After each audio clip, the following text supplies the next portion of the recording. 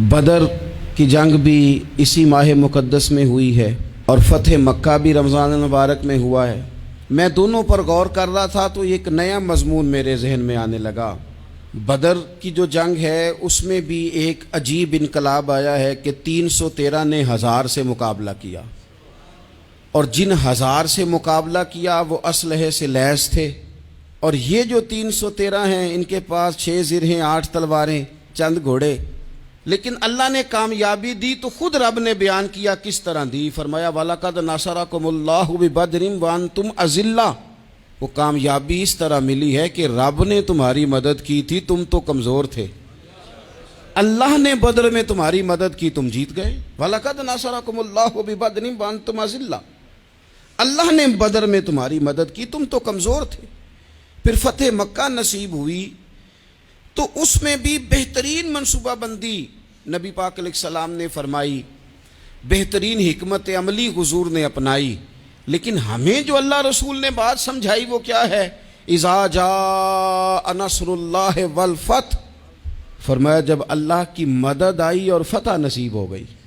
ये अल्लाह ने मदद फरमाई तुम्हारी, यहाँ भी फ़तह मक्का भी अल्लाह की मदद से, जंगे बदर भी अल्लाह की मदद से। वो जो मदद है अल्लाह ताला की, जब वो हम ये करते हैं कि हम अपनी सारी ज़िंदगी सियासत की नज़र कर दें। हमारी सियासत सिर्फ मुल्क में नहीं होती, हमारी सियासत ख़ानदान में भी होती है।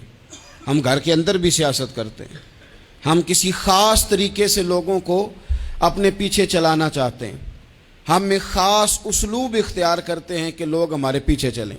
उसका नुकसान हमें ये होता है कि सियासत जो होती है ये शतरंज के हेर फेर की तरह होती है। तो इसके राज बड़ी जल्दी खुलने लग जाते हैं। पता चल जाता है कि बंदा मुखलिस नहीं था, सियासत कर रहा था, तरीके सलीके से इसने जोड़ के रखा हुआ था। हम हर जगह सियासत के बलबोते पर चीज़ों को लेकर चलना चाहते हैं, सियासतें नाकाम हो जाती हैं, सियाने सियाने लोग फेल हो जाते हैं। बचता सिर्फ वही है जिसके पीछे रब ताला की मदद शामिल हाल होती है। अपनी ज़िंदगी के अंदर हम जो कुछ भी कर रहे हैं, जिस शोबे से भी हमारा ताल्लुक़ है, आज हमने इस बात पे गौर करना है कि पहले तो ये गौर कर लें कि जो काम हम कर रहे हैं क्या वो काम ऐसा है कि उसमें अल्लाह की मदद हमें मिलेगी।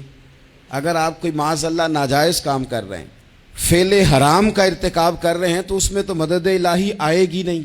पहले तो ये देखें जो कर रहे हैं वो काम मदद इलाही वाला है, और अगर अल्लाह ताला की मदद वाला वो काम है फिर उस पर गौर करें कि क्या हमने मालिक से मदद का सवाल किया है, हमें मदद मुयस्सर आ रही है। वो मैंने बुज़ुर्गों से एक बात सुनी थी, वो बड़ी याद रह गई।